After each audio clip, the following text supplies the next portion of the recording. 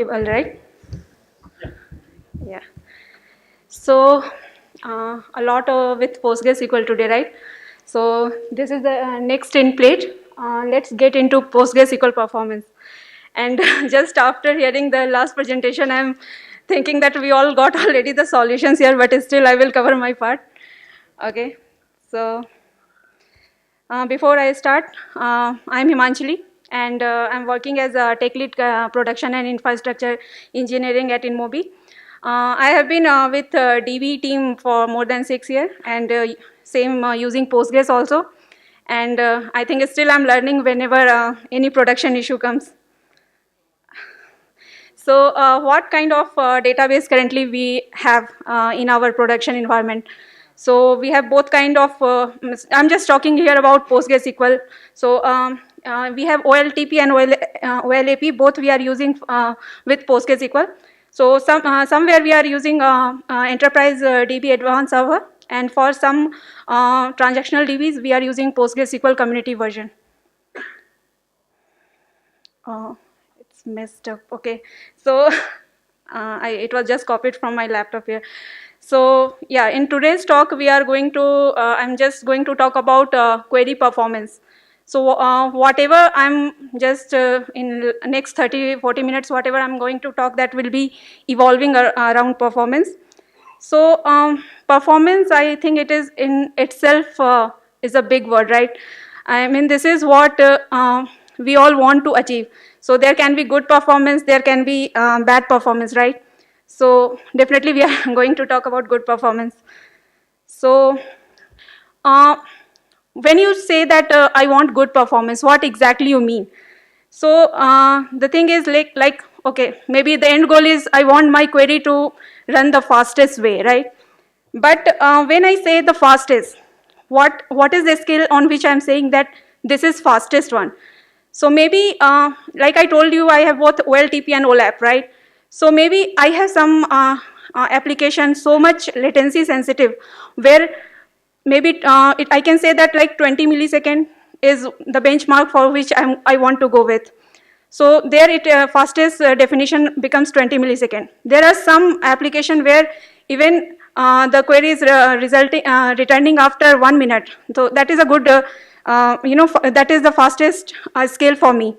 And there are some queries even when we move to OLAP. So even if it is returning within 20 minutes also, so we are like, consumers are happy there that, oh, my report came within 20 minutes. So this is, so you are, I mean, on the basis of different use cases, this scale can move. Okay, so I think before I go into depth, I'm just giving example of one of our production host. Okay, where I just want to give you some numbers, what exactly it looks like. This is latest data, maybe last week data. So this is one host. This is one of the main database where all OLT, this transaction sensitive queries are happening.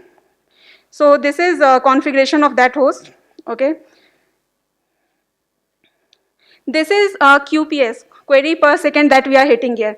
So when it is combination of everything that is hitting there, that is around, yeah, 25,000, 26,000, right?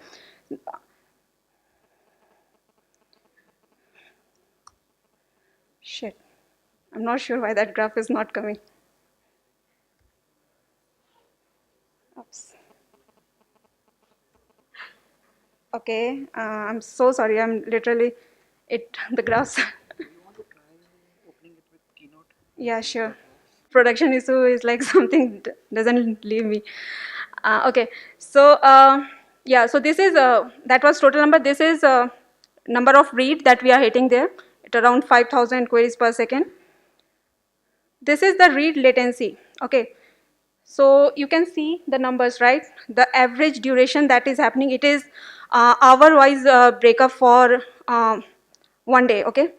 So this is how everything here. Here you can see some latency percentile, right, where above 90% query that are hitting this much time, but average, if you see overall, seeing that number goes very low. these are write queries, all insert, update, deletes, around 13,000, 14,000. And this is what we are getting here, latency. Okay, so average, see the average duration part there. Okay, so I have just given the numbers before, right? So when we are talking about performance, I think the first thing that we need to think about from the scratch when you set up a database server, choosing your hardware, right, on which you are going to deploy your database. So it matters how it matters. So the thing is, first is you need to predict how much your data size going to be, how many transactions you are going to hit there. On the basis of those numbers, you can go with some configuration that you want to be. So when hardware like a CPU and a disk, these days like maybe if you are going with SSDs, right, in our case that was there, when we want IO to be faster. And I have mentioned RAM especially because there's something called caching, right? So caching plays a very important role when you are talking about query performance. So the thing is, how much data you want to always means that you are hitting like frequently. So that if that data is available in your DB cache, so that will be always the fastest way to access it, right? So how actually this caching works in PostgreSQL, right?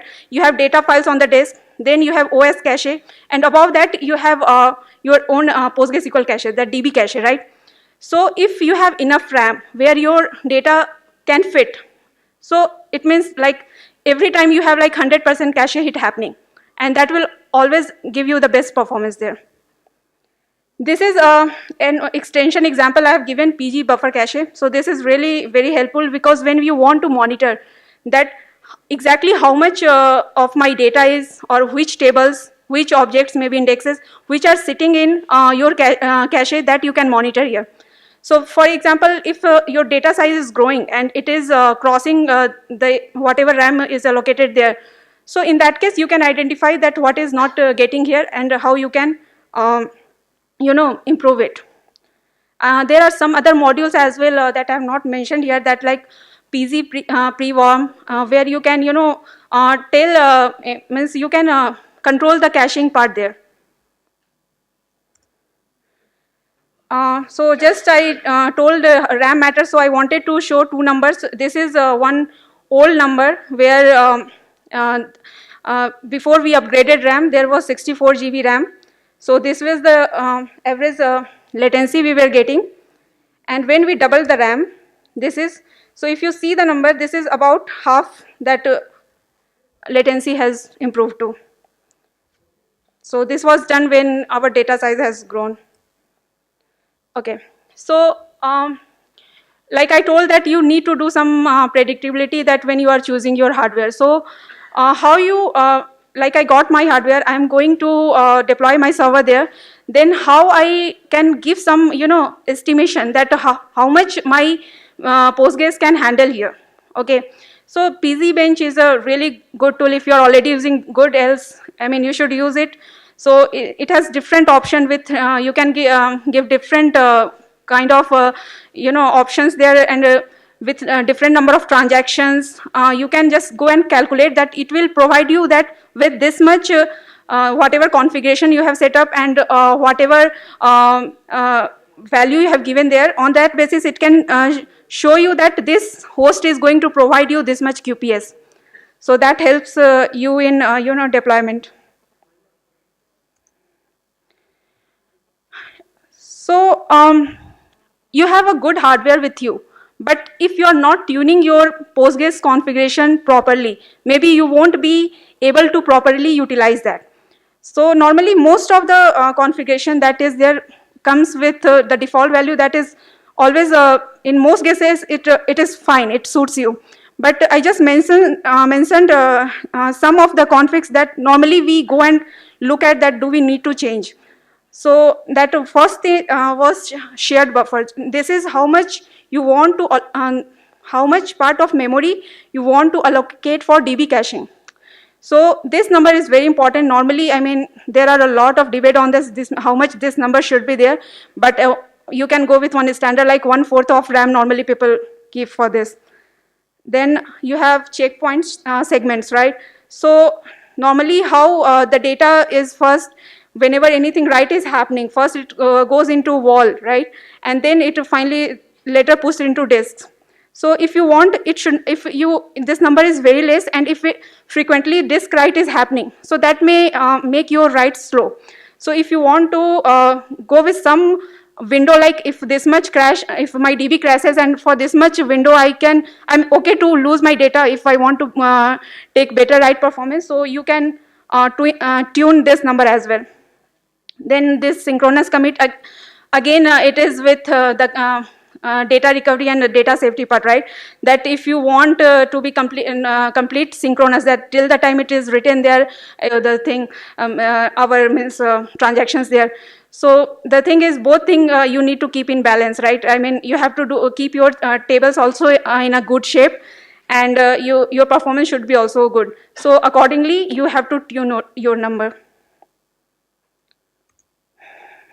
Okay, query optimization. So, okay, my hardware is fine, my configurations are fine, but I'm writing, I mean now writing query in any way, just like I just did write anything and then I'm telling, okay, my query is not running properly. So then that is also a problem. So now on, just I will cover this query optimization part here. So first, client side optimization, what all we can do from client side. So if we see client just makes a connection, sends a query, maybe prepares a query and sends it, and then expects the result. That in broad level, that is the role of clients, right? So one question was around about pooling, right? So I mean, I will say that pooling is a good thing to use if you want to control the cost of making connection every time. And pgpool we are using at some places, and that is one option that you can go with. Use temporary tables. There is a concept of temporary tables. So what happens, temp tables work fine till the time your DB is up and running. If your DB crashes or something, the data, whatever is within temp table, that goes. But the best thing about temp table is writes are fast there. Okay, so because it is not being logged. So there, if you have huge cases where you just are not worried about data, but you are worried about fast transaction, or maybe you have data somewhere else, and for processing you want to copy it somewhere. So in that case, I mean, go with temp tables. They are really fast. Avoid selects. It's a very simple thing, but impacts a lot of time. So why to, I mean, do only when you really need all the columns. If you don't need all the columns, just go with the selective one. And we had that one session, right, when the tuple size and all that matters. So just try to control that part.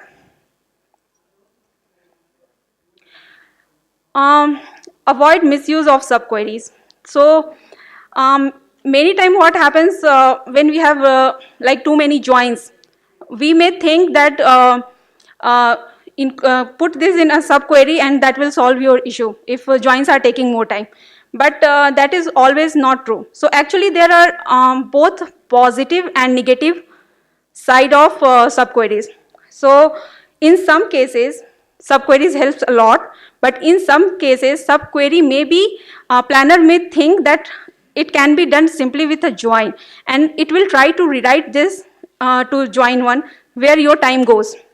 So again, I mean, whatever I'm saying, it is like there is no hardcore rule. It all depends on your different use cases. So next, that proper use of joins there comes, like you have different kind of joins, right? You guys would be aware that inner join, outer join, left, right, whatever, full joins. So cross joins, that the worst one. So Okay, you have to be, choose your joins properly. So actually these two topics are interrelated. When to go with subqueries and when to go with joins. And with joins, one very important thing comes when, like for example, you have three tables. So you are joining A with B, B with C, for example, and maybe it is not always what you have written internally, it works same. Maybe your planner can go and join first A with C and maybe later B with C. So, and if your filtering is not on the same way, on the not according to the order that planner gave you, then maybe your query will become slow. So that's what I told, you have to use joins properly, you have to write in this way, and you have to see actually what plan it is taking with that. Group by push down. So normally we say with PostgreSQL with PostgreSQL, many times this push down doesn't happen. Everything you have a, okay, I will give you an example of OLAP query. Maybe you have a fact table, okay, that has maybe million rows, and you have a small table, dimension table, you have maybe 1 lakh rows. Now you are joining these two. You are writing a query with simple join conditions. Okay, so in that case, what happens? It will first try to join with whatever the data it is taking from the fact table, and then with the dimension table. And whatever you have any filter that you have put on that dimension table, that filter will be applied on the last. So in this case, if you write your query that you first filter from from the fact table and inside a subquery, and then you join it with the dimension, it will, it will improve your this query execution time a lot. So it means you are forcing for push down here. Yeah. Not in this is something that I have seen many times when we have seen a query taking more time. So if you are passing a long list within not in parenthesis, that is going to take a lot of time. So better solution can be if you go with left join there with where is null value, that is again a big number change. Maybe like whatever was taking 5 minutes can go to 20 seconds or something. This kind of number change happens there. Partition pruning, right? So again here the example of OLAP database can come, where you have big fact tables, and normally there are tables big, but you generally don't query this for this range of data, right? Normally you have a selective range there. So if you are storing data in a manner where you have some key on which you can define the ranges, so you can go with partition, and Postgres provide you that constraint exclusion feature, right? So where if your filter is using same constraint on which your partition has been defined, it won't go and look in other partition. It will just go and look where the data is there. So that again improves a lot. Indexes, okay. I think I'm not sure about others, but in our place, most of the time when some complaint comes that query is taking more time, first thing we go, okay, what is the filter column, and can we just go and create an index on that? So that is the first solution comes in mind. So okay, let's go with indexes, but there are different kind of indexes. So you have to be very careful seeing all of your queries that hit your DB, or just take the example or take the queries which are hitting most, and on that basis, whatever filtering is happening, or on that basis, you have to go and define your indexes. So normally, indexes on a single column is very easy, right? You have, for example, you have 6 columns. You can go and make a index on first column, second column, or third column. And whenever a query is hitting filtering on third column, it will use that index. it becomes some, what you call, I don't remember. So it becomes some twisting maybe when it comes to composite indexes, right? So for example, because in composite indexes, when you are defining, order also matters. So for example, you have a composite indexes on 3 columns, A, B, C, and you are hitting, maybe you are firing a query with filter on B and C. So maybe in that case, it won't go and use that index. Or there can be cases when you are using some order by in your query. So for example, you have a composite index on A and B. So normally either it will be stored and in sorted in ascending order, A in or B. Or you can go and define that I want in A descending, B descending, if the default index that created.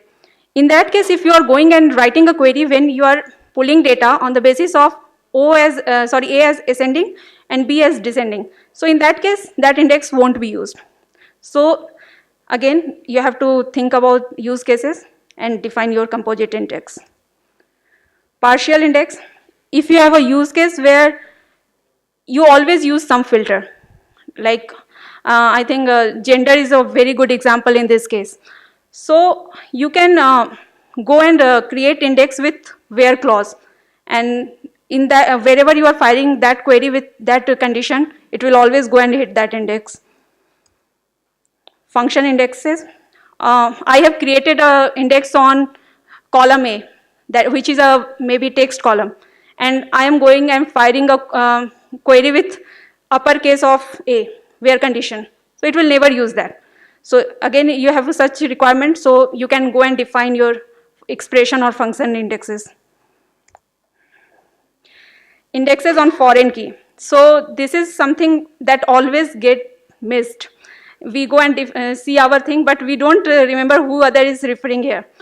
And many time when at the time of insertion, or maybe when you are deleting something, and where it is being referenced by, if index is not there, it will go and maybe doing a sequential scan on that table. And again, the execution time will increase a lot. So don't forget foreign keys. Specific order by. So I think this already I mentioned in composite indexes, when you have a different order by kind of requirement. So you have to be specific when you are defining your composite index. Okay, but indexes are good, but no over indexing, because it directly impacts your writes or updates, or it has to always recreate the index. So just, it is not like 6 columns, 6 indexes, no. Only whatever is the maximum percentage of queries that are required. On that basis, whoever has more vote, just go with that. What else? Yeah. So when we were talking about client part, right? Client optimization. So every time you send your queries, you prepare, you send it. If you have some, big business logic or a query which is really growing in size, if you already go and define your function or procedures on the DB server, so that will again will be faster. You have to just go and call the function from the client side. So that time is saved here. Okay. Explain. So this is, I think this is a tool I think whoever is using Postgres would be aware about this. So very simple tool, but very helpful, just to find the problematic part, where it is taking more time and how you need to optimize this. This is one site, I'm sure whoever is using it already, that is really good. Whoever is not using it can use it. So you just, it is a formatter, right? Whatever explain output comes there. Normally, you just go and paste on this side, and it gives you orange, red, all in different colors, right? So it shows you where small problem is there, where big problem is there. So it just saves you some time in debugging. Okay, so sorry, what I did. Yeah. Yes. So whatever we are writing, finally planner is the one who is actually maybe can execute it same way or can go and rewrite it, right? So how planner works, it has no magic, right? It works on some data that it has. So it is always good to keep your planner with full of data. So for this, you always need to analyze your objects. Okay, so if whenever you do analyze, it has enough data to go and do the final planning that for any query it is required. If you are not analyzing frequently, maybe it will work on stale data and will come with very bad plan for your query. Okay, sometimes what happens, whatever data you have given, planner can go with its whatever it thinks is best for the query, right? But in some cases, if you want to force the planner ki no, for example, it is going with bitmap heap scan, okay, and you want ki no, I don't want to go with my composite index uses. So in that case, you can give them give some hints to that, and for that you have some planner configuration. So you can just go and maybe just off it. So forcefully you are telling that, okay, I am more smart than you, don't use this, use my way. There are some cost, right? Okay, so here this cost is always defined, that which part is how much cost is going there, right? So this I just mentioned, if these two parameters, there are many other parameters. I mean, these are available on this Postgres doc page. So effective cache size one, where you tell your planner, just give some estimation, this is size of my DB cache. On that basis, it knows that this much data will be in cache, and on that basis, it gives the final planning for execution of query. Okay, so I think whatever we discussed yet was good for both selects and writes. Now I will just talk about some optimization on write queries. So when normal inserts are happening, that is fine, that works good, we will assume. When it comes to bulk load, okay, when you are loading a good amount of data in one shot, so what all precautions you need to take, okay? So normally it is said, or it has been experienced also, that using copy is always faster than using so many inserts if you are doing a bulk load. And copy also, if you do a copy, so if you have already indexes on the table, so what it happens, it needs to rebuild the indexes again on that. So that takes more time again. So the fastest approach will be, your table should be without any indexes or constraints, and you just go load your data, and then later go and create indexes and constraints. That both time differences are, I mean, too much difference in both the time. So normally, if first time when you are migrating data from one DB to another or any environment, that time you must go with this approach actually. And even if in production, wherever already data is there, you are doing a big migration, that time also you can, for some time you can just go and drop this, load this, and again go and create your indexes and constraints.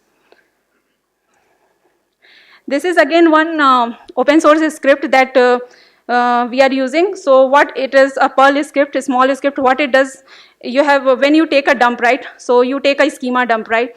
So it just splits it into two parts, pre-schema and post-schema. So whenever you just execute pre-schema first, then execute your data copy, and then execute your post-schema. So this helps you in achieving the second point actually. And this part I covered earlier only. Whenever you are doing any such kind of operation, indexing or any maintenance, that time if you increase this parameter to some, like for example, if it is in some MB, increase it to 4 GB or something, and again you can revert back. I think these 2 points I already covered, checkpoint segments. Okay, never ever forget to run analyze. Whenever you do any production deployment, whenever you do updates, deletes, just means insert any kind of operation you are doing, just go and run analyze blindly. Just don't wait for anything. So these are the factors finally just accumulating all at one place. So related to optimization, right? Hardware, configuration tuning, query optimization, indexing, maintenance. I mean, as sir has told, right? If you take care of these things, you are happy, your things will be running fine. Okay, now, okay, I did everything, but did I really achieve what I was trying to, or I just gave one long speech that this, do that. So I'm really achieving what I told. So yes, you can go and monitor your stats. So monitoring is really easy in PostgreSQL. You can use any open source tools, or you can write your own scripts. So it provides a lot of metadata already, stats data, that you can go and query and find your data. And also, if you want to go in depth, you can just enable detailed logging, and everything, whatever is coming to your database is being logged in your PZ log, and from there you can monitor. So there are, we are using PG Badger, one tool for this, for monitoring. Yeah, thank you. Any questions?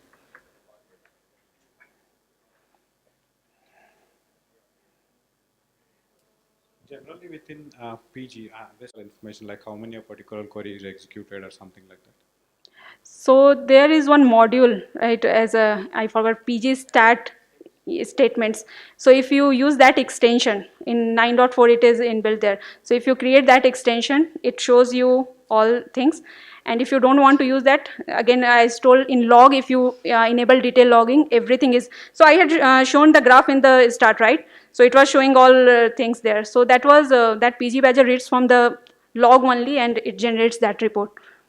And you can modify that script if for your some requirement. Actually, it's easy. I inserted 1 lakhs record into the table. After that, I was counting the record. It was taking approximate 2 seconds. After that, I updated all the records. It was taking 4 seconds. How to optimize this thing? You inserted 1 lakh, and 1 then it lakhs. took 2. After that, I count how much record is there. Huh. It is displaying 2 second time. Okay. After that, I updated all the records. Uh-huh. After that, I count how many records. It is taking 4 seconds. 4 seconds. Yes. How Uh, can I optimize? okay, did you analyze after inserting? No, analyze. I do vacuum, but did not Yeah. analyze. Yeah, I forgot. Good. Yeah, vacuum. So anyway, we had a long session on. We have to do vacuum, right? Yeah. So vacuum. Sorry.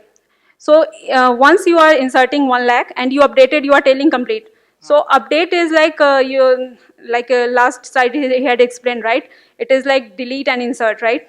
Right. That, so it will take a little more time than the insert, obviously, but Madam, I was measuring time of count, select count, how much time it's taking, not insertion time and updating time. I was timing the query of select count, oh, you are telling select count was first taking 2 seconds and now select count is taking more. 4 seconds. Yes, yes, madam. I think if you really do after that vacuum analyze, it should go to the I back have to the done number. it, but it is reduced, but not it was taking 2 seconds. It was taking 3 seconds, more than 3 seconds. Okay, I mean, normally it works. Developers are here, you can ask them more. You can experiment this thing, you will get this. Yeah, sure, I can experiment. So, because normally this is what happens, right? You, in transactional environment, you keep doing this thing. So that number doesn't change much. Maybe, I mean, you checked many times or you just checked one time? Many times, many times. Okay. That is because of the MVCC architecture that Postgres has, right? Well, you did an insert, you did an update, so you will have a newer version of that row. The old rows will still be around. And yeah, and if you haven't done a vacuum before, obviously, if you do a select count star, it's probably going to do a select sequential scan of that data, right? So earlier you had, let's say, 10 MB of file space. Now it will be 20 MB, and it will basically do a sequential scan, and then in that run it will come to know that the initial few rows are dead, right? So unless you keep on doing updates, it will reuse the earlier space later on. So eventually you will get some less, I mean, you'll maybe not get 2 seconds, but you will maybe get 2.5 seconds or something. That's, right. So, Vacuum full should solve that actually. So you need to examine your disk then. Maybe it decides to sleep sometimes or wake up sometimes. So, so yeah. Yeah. Any other question? So we can take one last question. I have a couple of questions. Hi, Manjali. So one is, you said that you should, when you're importing a lot of data into tables, don't use index and constraints. So I'm working on a project where we're getting all of this data, mostly from educational institution where it's coming in CSV format. I agree with the index point, but constraints I'm not so sure, because what I understand is if the data is not valid, correct my understanding, but if you always Postgres will check on an insert, right? So if there is a data which doesn't match the constraint, it will have wrong data if you relax the constraint when you do a bulk import. Is that right or wrong? So yeah, obviously it is right. So I was telling the fastest approach, and I was giving an example of when you are migrating to fresh. Yeah, I think Yeah. database to database, I think it makes sense, but Yeah, maybe but not like where from a you are, CSV. you are more worried about that my data can, miss the constraint part. You should not, but yeah, indexes you can. Yeah, indexes, I agree. Yes. Another question I had, quick question, is in terms of hints, I think the ones you mentioned are on a global basis, right? Like nest loop and... Yeah, that you can do in sessions also.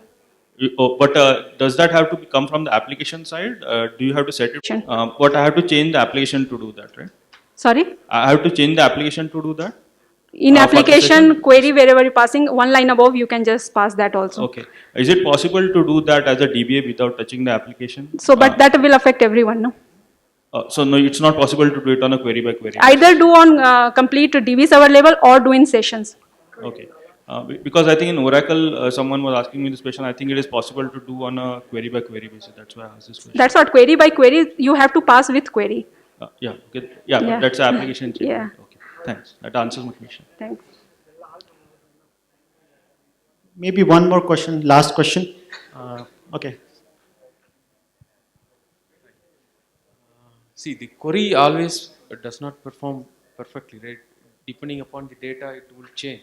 Yes. So, does it has any mechanisms to store the history of plans, History of? execution plans? I don't think it shows the history of plans. I mean, you can write something where you can, you want to see that my, obviously same query which was perfect, working perfectly till yesterday, today suddenly it slows down. Maybe because the data size has changed. Maybe your filter condition has changed where it is not now using index and going here. Maybe your data is not fitting in cache and now it is going to for the reading from disk or there. Right. So this different factor can just in one day can change your query performance. Correct. But there is no, I mean, Postgres is not storing it somewhere. If you want to monitor it, you need to maybe write some script where you can store this data. Every day you can fire and store. Okay, thanks. Yeah. All right. Thanks a lot, Himanchali. Very